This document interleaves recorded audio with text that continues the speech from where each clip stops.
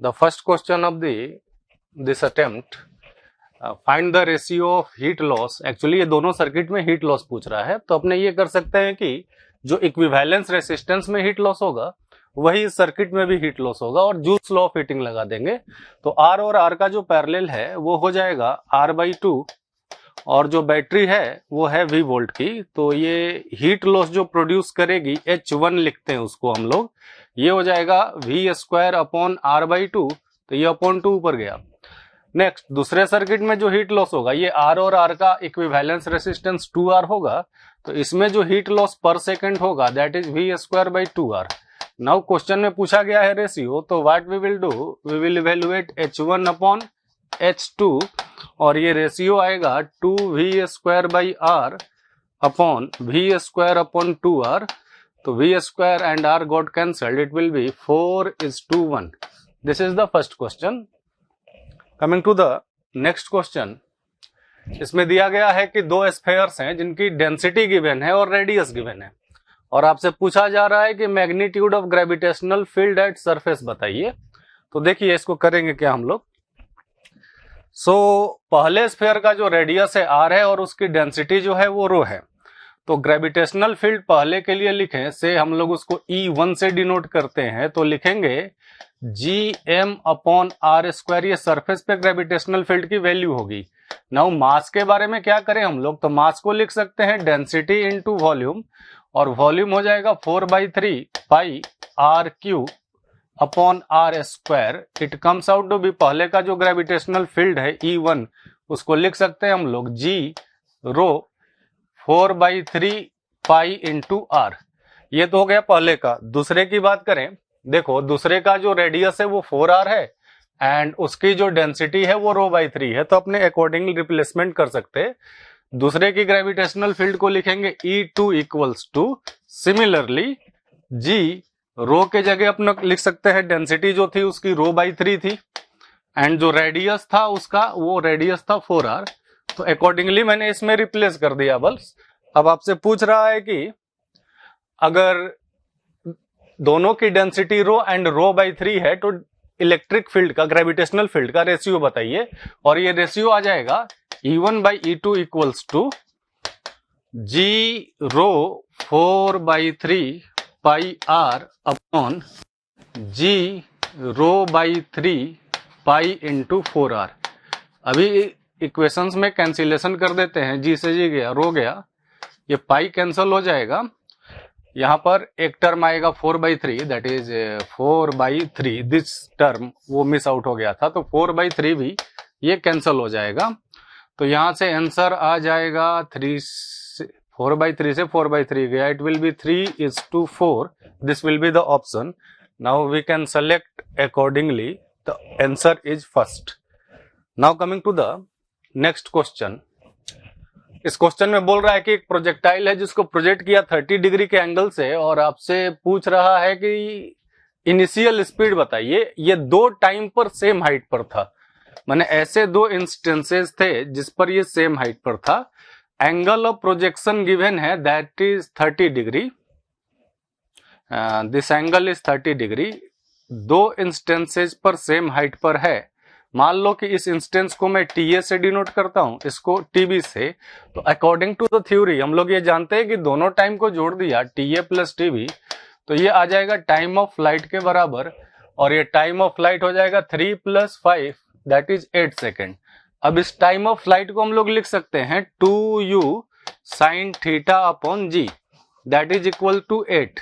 Now अपने को U पूछा है, तो 2U sin θ that is 30 degree, तो it will be 1/2 upon G equals to 8। तो U आ जाएगा 80 मीटर पर second. Now coming to the options, जो ऑप्शंस हैं इसके उसमें से फर्स्ट ऑप्शन सही होगा। Now coming to the next question. एक पर्सन फायर कर रहा है n बुलेट्स पर सेकेंड, और आपसे पूछा जा रहा है कि अगर पर्सन पे जो थ्रस्ट फोर्स है वो 125 न्यूटन है, तो एक सेकंड में वो कितने बुलेट फायर करेगा।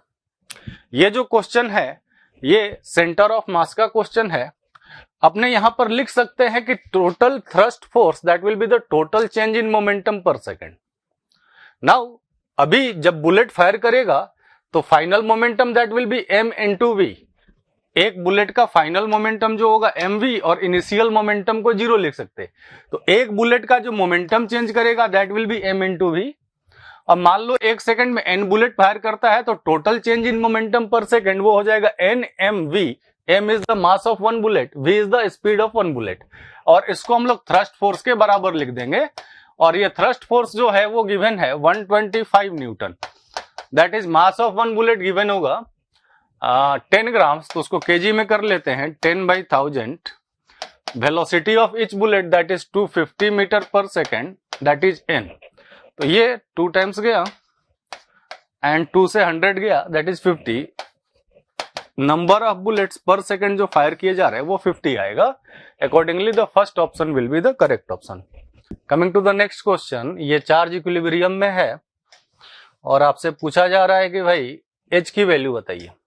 देखो h की वैल्यू आ सकती है अगर मैं ये l खोज लूं।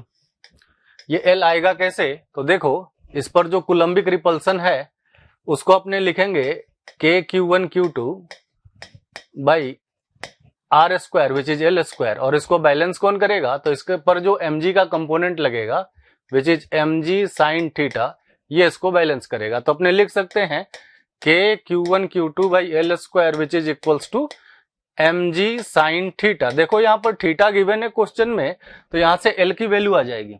और एक बार l की वैल्यू आ गई तो लिख सकते हैं अपने sine 30 equals to h by l. l आ चुका है तो h मिल जाएगा अपने को। Coming to the next question, इस क्वेश्चन में गिवन है फोर्स की वैल्यू और ये फोर्स x के साथ वेरी करेगा, वेरिएबल फोर्स है। और पूछ रहा है कि वर्क डन बताइए इस फोर्स का। तो वेरिएबल फोर्स के वर्क डन को लिख सकते हैं W equals to integration of f dx। Force की वैल्यू गिवन है 2 + 3x dx। और x कहां से कहां वेरी करेगा? तो x वेरी करेगा 0 to 4। इसको इंटीग्रेट करेंगे तो we will get the answer. Coming to the next question, अब बोल रहा है कि इस क्वेश्चन में कॉइन एक डिस्क है जो रोटेट कर रहा और उस पे कॉइन है जो इक्विलिब्रियम में है। और पूछ रहा है कि अगर एंगुलर वेलोसिटी जब ओमेगा था विदा स्लिप की है तो 1 सेंटीमीटर दूरी पर इक्विलिब्रियम में था। तो अभी पूछ रहा है कि अगर ओमेगा बाई 2 हो जाए तो कितने मैक्सिमम डिस्टेंस पे इक्विलिब्रियम में रहेगा। अब बात यह है कि डिस्टेंस बढ़ने से होगा क्या? तो डिस्टेंस बढ़ेगा तो इस पे जो सेंट्रीफ्यूगल फोर्स है m ओमेगा स्क्वायर x बढ़ने से सेंट्रीफ्यूगल फोर्स बढ़ेगा। और इसको बैलेंस कौन करेगा? तो इसको बैलेंस करेगा स्टैटिक फ्रिक्शन।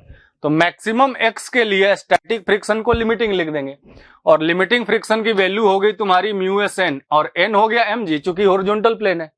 अभी इसको लिखेंगे μsmg equals to m omega square x। यहां से m कैंसिल हो जाएगा और यहां से x और ओमेगा का रिलेशन बन गया। इसको हम लोग यूज करेंगे 2 बार। एक बार जब ओमेगा था तो ये डिस्टेंस जो था 1 सेंटीमीटर था, एक बार डाला। दूसरी बार क्या करेंगे कि ओमेगा को ओमेगा बाई 2 डालेंगे। इसी में लिख ही देता हूं मैं μsg, ओमेगा को अभी डाल देंगे ओमेगा बाई 2 का होल स्क्वायर और अब की बार डिस्टेंस को y लिख देंगे। इन दोनों को डिवाइड कर दिया जाए तो we will get the answer.